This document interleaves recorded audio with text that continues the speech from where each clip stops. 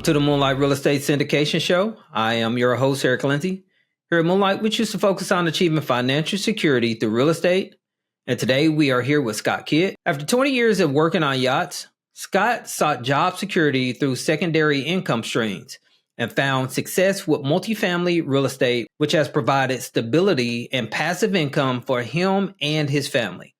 Investing in real estate proved to be a great financial decision for Scott, and it led him to start the Yachty Real Estate Investors Meetup to connect with others and explore new opportunities. Without further ado, welcome to the show, Scott. Hey, thank you so much for having me. Really appreciate being here. Yeah, I'm glad to have you as well. I've just combed through some of your material. I was looking through LinkedIn and I kept seeing your face pop up on different shows and with different people. Just speaking with you prior to actually going live, it shows exactly why you've been connecting with so many people. But with that being said, if you could share just a little bit more about yourself and also how you got started in real estate, that'd be great. I got started in real estate because, I started like a lot of people, bought a single family home. As our family got bigger, we rented that one and bought another one, and then, moved up from there. And then a little bit later, a friend of a friend we were on the beach, and he told me that he had bought and sold a 46 unit apartment building, and he'd made a substantial amount of money. And I said, "You can do that?" And he said, "Yeah, you can do that too. I did it. Anybody can do it." So, that kind of was my light bulb moment. And I've started, relentlessly learning as much as I could about it, and going to some meetup groups, which led me to start my own meetup group. Because a lot of the other meetup groups, when you initially go there, they try to funnel you to the back of the room and try to sell you something. And I went to a meetup group where I ended up meeting a partner of mine, and we bought a 13 unit and an 8 unit at one point, and we're still in that 13 unit today. And it was just people hanging out, talking about real estate, having some food, having some drinks. And I started the meetup group because I wanted to do the same. And because there's a lot of people on the boats that don't know that these opportunities and options exist, as I didn't, because I was always looking for, passive income or active income on the side, because working on yachts is an unstable business. You can be here today and gone today. The job can go away rather quickly. So you're a yacht pilot or a yacht captain. I'm sure you have some pretty interesting stories to share. Is there anything that comes to mind that's really unique that you could share? There's a pretty unique story that I ended up at one point in my career. I was building a yacht in mainland China, and that was probably the most interesting, best and worst experience of my yacht career, because it was probably one of the toughest, but one of the most rewarding, because we ended up getting the boat out of China and bringing it back to the United States to finish it. And it was interesting would probably not be a powerful enough word, because everything that you could think of went wrong. We went through courts and arbitration. It was a comedy of errors that it got to not be that funny after a while, because we ended up, we were really far behind. But it was a very interesting experience being in China building a boat. Because there was just so many people involved with that whole entire transaction. And China's an interesting place, to say the least. So are you building the boats, or do you drive people around with the yachts? What is your position consist of for the most part? Well, for the most part, being the captain, I'm kind of like I'm basically the manager. I manage the crew, I manage the boat, I manage the trips, the guests, all the guest activities, from A to Z. Everything, good, bad, or indifferent, is my responsibility. to take it from point A to point B and everything in between. That is with that boat. That is my detail. It may not be my fault or my problem, but it is my problem to solve. Okay. But as far as being an employee, something that stands out to me is that you've been able to buy real estate while having such a unique job as a yacht captain. If you could share with the Moonlight audience briefly, how did that look? You still have your W 2 as of today. How are you able to maintain being a yacht captain and being able to invest in real estate at the same time? Is there anything that has worked a little bit better for you than others, or how have you been able to achieve success? Well, it was one of those things where you just kind of have to figure it out as you go along. But there are other people that have owned, absentee real estate in other areas of the country and stuff. So I kind of built it around that. And there were other people I knew that were captains or worked on boats that owned short-term rentals and rentals as well. And it goes with, just also having great partners, and where everyone kind of has a specific job, although there is some overlap, especially the first couple of deals I did were joint ventures, and I have a great partner that, she has her own property management company, and that was very helpful because she also had experience and had quite a few transactions under her belt and quite a few properties under her belt and managed quite a few properties. So that was very helpful.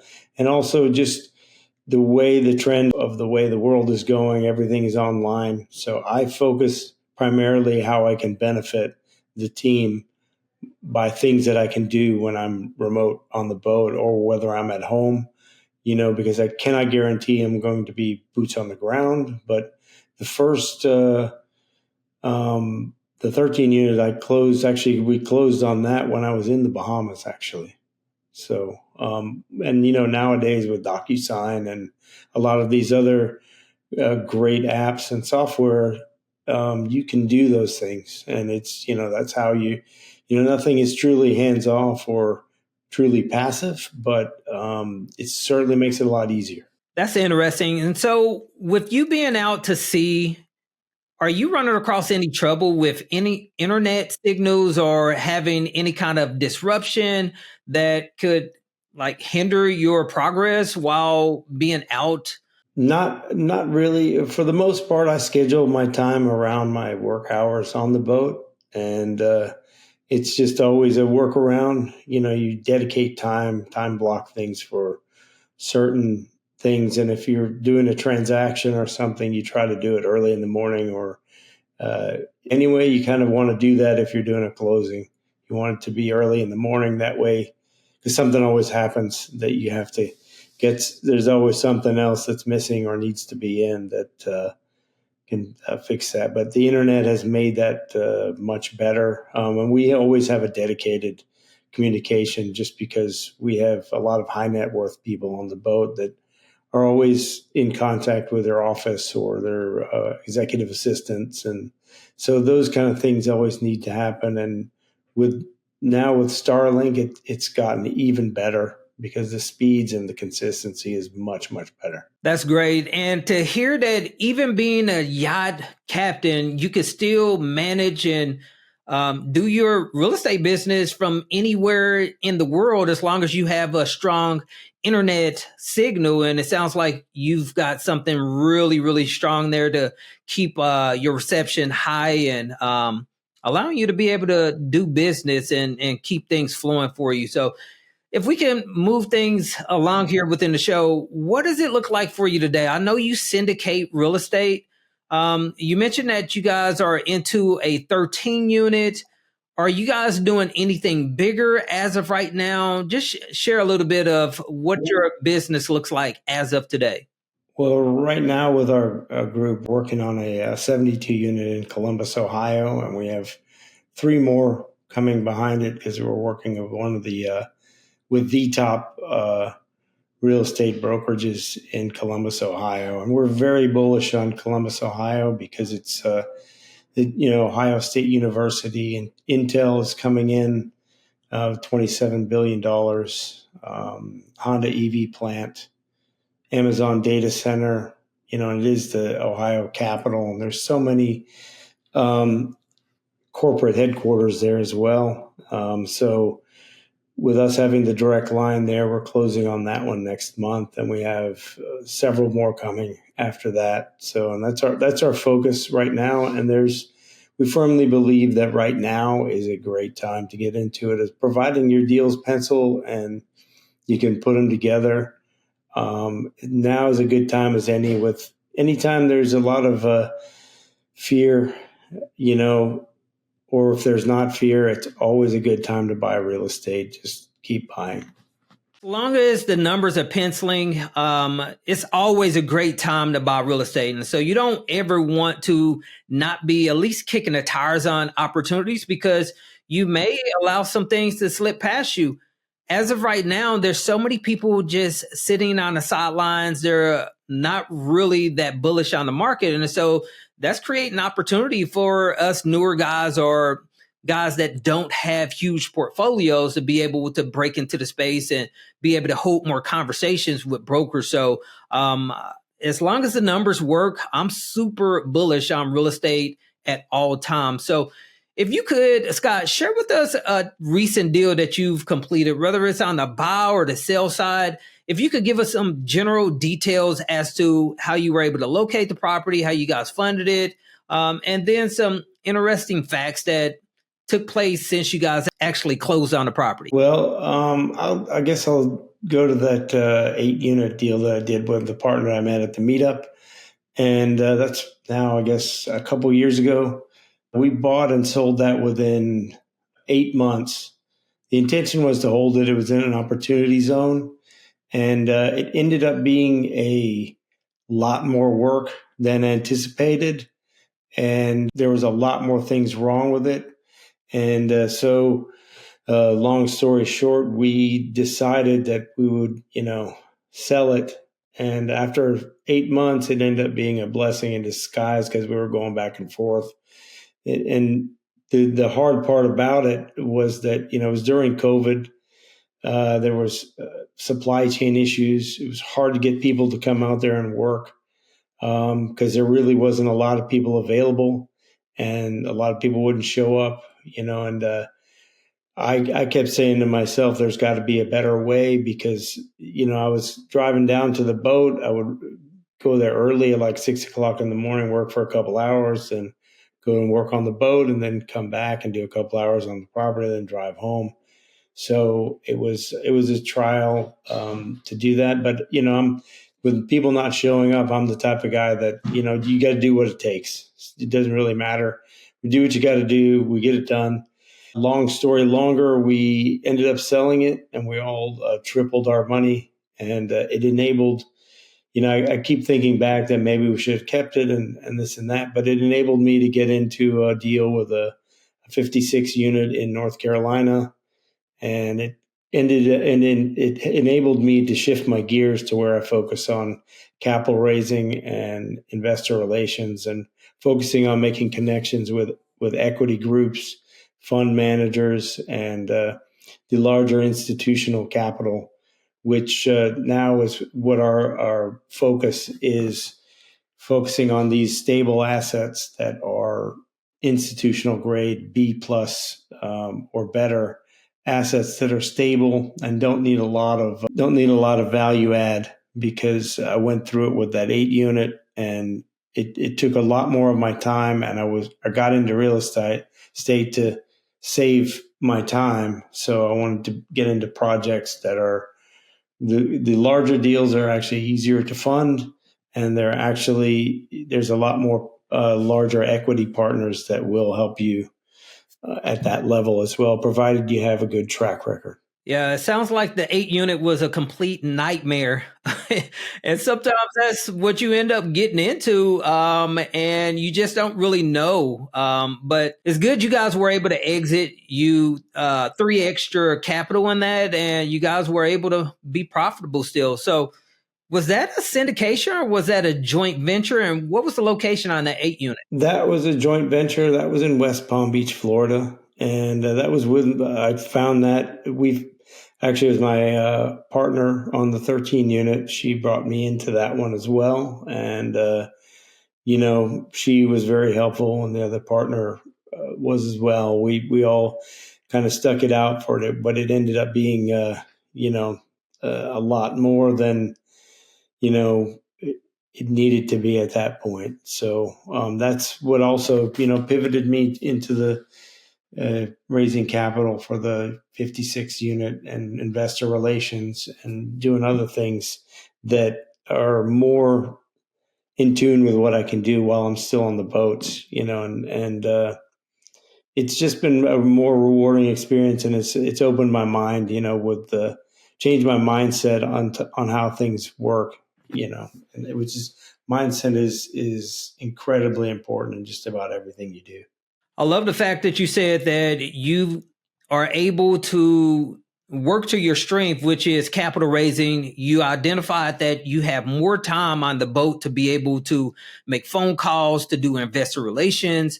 And so you're working to your strengths. And it sounds like you learned from that 8 unit that you value your time more. And so capital raising, I'm sure, is a lot less work than having to go down to a property and physically swing a hammer. Well, it's not necessarily less work. It's building relationships is a lot of work, but it's not as physically demanding, but it is a mental grind, reaching out and following up with people. But I enjoy it because I enjoy talking to people and enjoy, meeting people and seeing what they're doing. Because I get excited when people are telling me what they're doing. Some people are doing some really incredible things, and it just kind of gives me more energy. Okay.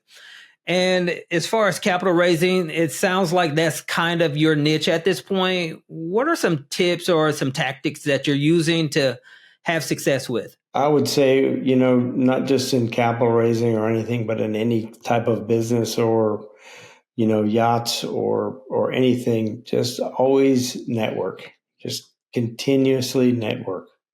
Keep networking, keep reaching out to people, keep going to the events, keep talking to people, because you never know, you might find that person, that one person that you need that do like it to do to me like it did to other people. Like, oh, you can do that. It's like, yeah, you can. Anybody can do that. We can all do that, and that's all it took for me, and that's all it really takes. If you're stuck on a problem, just go and talk to people. Somebody's probably already done it. Yeah, we was talking about that a little bit earlier on how when you're holding these conversations with people, you're able to discover so many new things, and it goes beyond just simply making connections. You're able to put pieces together and connect the dots by hearing other people's unique perspectives on different things that's taking place within their journey or where they are and things they've done. So, Scott, great job. It sounds like you're doing amazing and the sky's the limit for you. We're going to go a little bit further into the show. We've got a portion of the show we like to call our Moonlight Coaching Round. And typically what we do is ask our guests a few questions.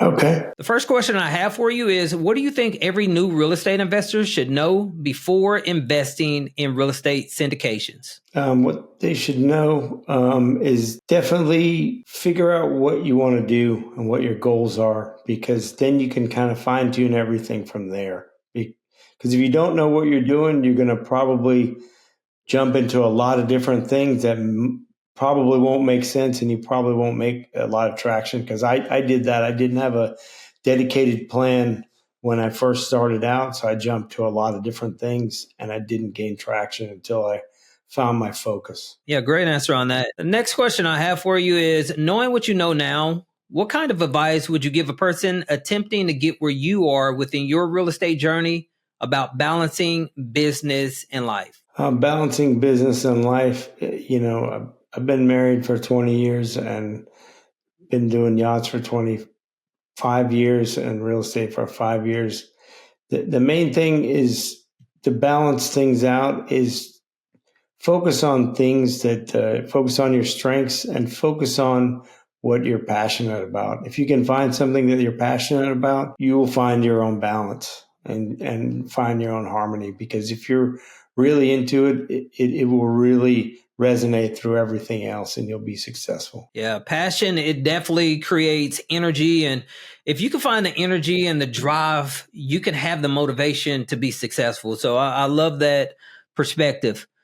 The next question, if a person had minimal amounts of time, no money or experience, but they wanted to start a business like yours, what would you recommend for them to do to start and scale a business? I would say get out there and network and, meet people, focus on what your goals are and what you want to get out of it. And then just get out there and keep meeting people and figure out, once you figure out your focus, you can find a group of people that you resonate with. And once you do that, figure out how you can add value to what they're doing. And, since syndications and a lot of real estate is a team sport, just like on the yachts, it's a team. Without a good crew or a good team, the boat doesn't go anywhere. It's the same thing with multifamily real estate. If you have a terrible team, that property will not perform.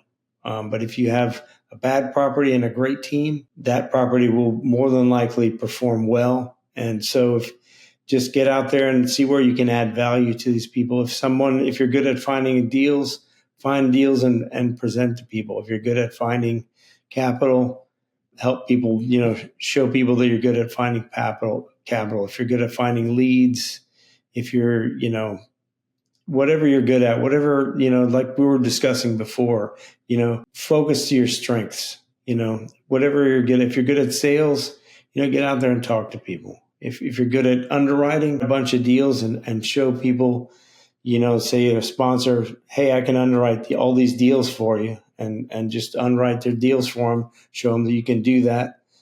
And, chances are after a while, you'll gain some traction and they'll say, hey, what do you think about these? And then it'll grow from there. You just want to make sure you're always adding value no matter what you do. And that's what I still do today. I want to see how I can add value to the team.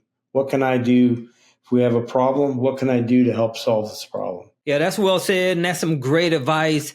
As long as you're going in, adding value and trying to help rather than just being a person that's looking to take, you're always going to end up ahead no matter what. And from a perspective of just trying to be helpful and doing good to other people, I think that's a great way throughout life in general.